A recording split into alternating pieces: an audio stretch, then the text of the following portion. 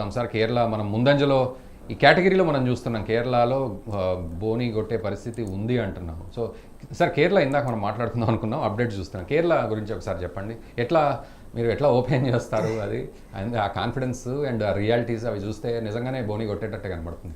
కేరళ తమిళనాడు రెండిట్లో ఇది చేస్తాం. కేరళ తమిళనాడు ఎందుకంటే దిస్ లాట్ ఆఫ్ చేంజ్. ఎప్పుడైతే కేరళ నుంచి క్రిస్టియన్ మైనారిటీస్ వాళ్ళు వచ్చి మోడీ గారిని కలవడం జరిగింది, అక్కడ పాస్టర్స్ అలాగే చర్చిలో ఉన్న ఫాదర్స్ వాళ్ళందరూ వచ్చి మోడీ గారిని కలిసి అక్కడ ఏదైతే పిఎఫ్ఐ ఆర్గనైజేషన్ బాగా స్ట్రాంగ్ అవుతుంది అక్కడ, ఇర్రెస్పెక్ట్ ఆఫ్ సార్ ఒకటి ఇర్రెస్పెక్ట్ ఆఫ్ అక్కడ ఏదైనా ఉన్నాను కమ్యూనిస్ట్ ఈజ్ ఎన్కరేజింగ్ అక్కడ పిఎఫ్ఐ అని వాళ్ళకి ఇండికేషన్స్ తెలవడంతో, సో అక్కడ గతంలో ఏదైతే కమ్యూనిస్ట్ డామినేటెడ్ ఉందో అక్కడ ఇప్పుడు better they have taken the example of west Bengal. West బెంగాల్లో గతంలో కమ్యూనిస్ట్ ఏ విధంగా డామినేట్ చేసి అక్కడ రాంగ్ నేషన్ పోతుంది, తర్వాత ఇదేందో అదే సేమ్ అదే ట్రెండ్లో కేరళ నడుస్తుంది. కమ్యూనిస్టులతోటి పిఎఫ్ఐ స్ట్రాంగ్ అవుతుంది, థ్రెడ్స్ పెరుగుతున్నాయి, చర్చెస్ ఇవి అవుతున్నాయి. సో అక్కడున్న క్రిస్టియన్ కమ్యూనిటీ వాళ్ళందరూ they one side they come to Modi గారితో కలవడము, అది పాజిటివ్ సైన్. ఓకే, సో ఆ విధంగా ఏదైతే హిందూ బెల్ట్ ఉందో వారు ఇటు అందరు కలిసి అట్లీస్ట్ మినిమం. సో అంటే ఆ బోని కొట్టడం అనేది ఒక నెక్స్ట్ విజన్ కి ఉపయోగపడుతుంది. అక్కడ మీరు తిరువనంతపురం చూసుకోండి, అక్కడ ఏంటంటే వీళ్ళు మన శశి థరూర్ గారు ఆల్రెడీ 3 సార్లు ఎంపీ వారు అక్కడ. సో దానికి తోడు ఏంటంటే ఆయన సేమ్ ఐటీ లాగే ఉండి సేమ్ ఆయన ఏ క్రౌడ్ అయితే అడ్రస్ చేస్తారో, రాజీవ్ చంద్రశేఖర్ గారు మినిస్టర్ ఆఫ్ స్టేట్, ఆయన కూడా ఐటీ దీనికి. సో ఆయనకు వచ్చే అవకాశం ఉండొచ్చు, అదొకటి. ఇంకోటి సురేష్ గోపి గారు త్రిశూర్ సీట్ ఉంది, అక్కడ కూడా మంచి ఫైట్ ఉంటుంది. ఇందాక మన మిత్రులు చెప్పినట్టు మనకి క్రిస్టియన్స్ వైపు కూడా మోదీ గారు చాలా ఎఫర్ట్ పెట్టారు అనమాట, వాళ్ళని రీచ్ అవుట్ అవ్వడము. ఎందుకంటే అక్కడ పిఎఫ్ఐ వల్ల హిందువుల అమ్మాయిలకే కాదు, ఈవెన్ క్రిస్టియన్ అమ్మాయిలకు కూడా చాలా కష్టం అవుతుంది. అందరం మనం కలిసి ఉండాలి, కలిసి ఫైట్ చేయాలన్న ఒక మెసేజ్ పంపించారు.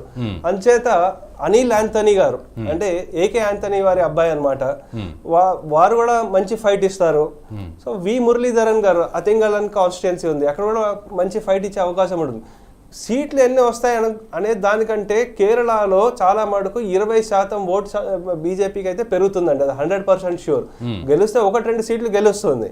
అలాగే తమిళనాడులో కూడా పెరిగే అవకాశాలు ఉన్నాయన్నమాట. మీరు ఇంకోటి కృష్ణానగర్ అని చెప్పారు ఇందాక, బెంగాల్లో కృష్ణానగర్ సీట్ ఏంటంటే అక్కడ మహువా మైత్రా ఉన్నారు, అంటే ఆవిడ్ని ఇలా కొంచెం ఫేవర్స్ తీసుకుని ప్రశ్నలు అడిగారు పార్లమెంట్లో, లోక్సభలో అని ఆవిడ మీద కొంచెం డిస్మిస్ కూడా చేశారనమాట. సో అటువంటి ఆవిడ మీద ఒక డెబ్యూటెంట్ అమృతామయ్య ఎవరో ఉన్నారు, ఆవిడ కంటెస్ట్ చేస్తున్నారు, రాజ్మాత.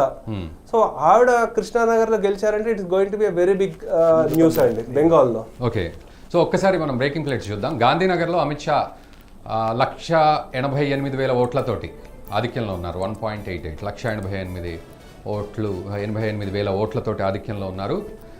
సో అద్భుతమైన పర్ఫార్మెన్స్ ఇస్తున్నారు. సో వెనకంజలో ఉన్న వాళ్ళకు బ్రీతింగ్ ఓట్స్ కూడా ఏమీ లేవు అక్కడ. సో ఫుల్ ఫోర్స్ తోటి అగ్రెసివ్గా వెళ్ళిపోతున్నారు. సో ఓవరాల్గా ఏపీ లోక్సభ విషయం మనం చూస్తున్నాం స్క్రీన్ మీద. పురంధేశ్వరి యాజ్ యూజువల్గా ముందంజలో కనబడుతున్నారు. కిరణ్ కుమార్ రెడ్డి కొంత వెనకంజ 619 ఓట్లు, ఇందాక మనం అనుకున్నట్లు 619 ఓట్లు. సో చూద్దాం ట్రెండ్స్ ఏ విధంగా ఉన్నాయనేది రాజంపేట విషయంలో. అండ్ రామ్మోహన్ నాయుడు శ్రీకాకుళంలో యాజ్ యూజువల్గా ముందంజలో ఉన్నారు. కేశినేని శివనాథ్ ముందంజలో ఉన్నారు. సో ఫార్ములాస్ కొన్ని చోట్ల డిఫరెంట్ ఫార్ములాస్ ఉంటాయి. రెగ్యులర్ ఫార్ములా కంటే పార్టీల పరంగా ఫార్ములా ఉంటుంది, క్యాండిడేట్ పరంగా ఫార్ములా ఉంటుంది. అందులో ఫ్యాక్టర్స్ ఉంటాయి మళ్ళీ. క్యాండిడేట్ పరంగా తన ప్రీవియస్ హిస్టరీ ఏంటి, తన చరిత్ర ఏమిటి, తనకు సింపతి ఉందా, తర్వాత తండ్రి వారసత్వం ఏమైనా ఉందా. ఇప్పుడు Rammohan Naidu for example, so ఆయనకి ఆ వారసత్వం కలిసి వస్తూ ఉంటుంది ఆబ్వియస్గా. సో ఇట్లాంటివన్నీ ఉన్నాయి. ప్రజానాయకుడు ఏ రకంగా ఉన్నారు, కాంట్రవర్సీలు ఉన్నాయా. ఇటు విజయవాడ కేశినేని శివనాథ్ ఈయన విషయంలో మనం అక్కడ ఏం జరిగింది విజయవాడలో మనందరికీ తెలుసు. సో సీటు విషయంలో సో అప్ అండ్ డౌన్స్ అయ్యాయి అక్కడ. సో ఇది కూడా మనం అబ్జర్వ్ చేయాల్సిన పరిస్థితి. And BJP state chief Purandeswari ఆవిడ ఆబ్వియస్గా ముందంజలో ఉన్నారు. సో బీజేపీ ఓవరాల్గా ఆంధ్రాలో చూస్తే కూటమి కట్టడం అనేదే 3 పార్టీలకు కూడా 100% ఫేవరబుల్ అయింది అనేది ఈ ట్రెండ్స్ని చూస్తే మనం ఒక కంక్లూజన్కి రావచ్చు. కూటమి కట్టడం అనేది ఒక అద్భుతమైన మైల్ స్టోన్. ఇంకా 3 పార్టీలకు కూడా 24 విషయానికి వస్తే ఇది గుర్తుపెట్టుకోవాల్సిన సంవత్సరం ఇది 100% 3 పార్టీలకు కూడా. ఎందుకంటే బీజేపీ భవిష్యత్తు నిర్మించుకునే క్రమంలో అడుగు వేసింది అండ్ టీడీపీ తన చరిత్రను పునరావృతం చేసుకునే ప్రయత్నంలో టీడీపీ మళ్ళీ అడుగు వేసింది.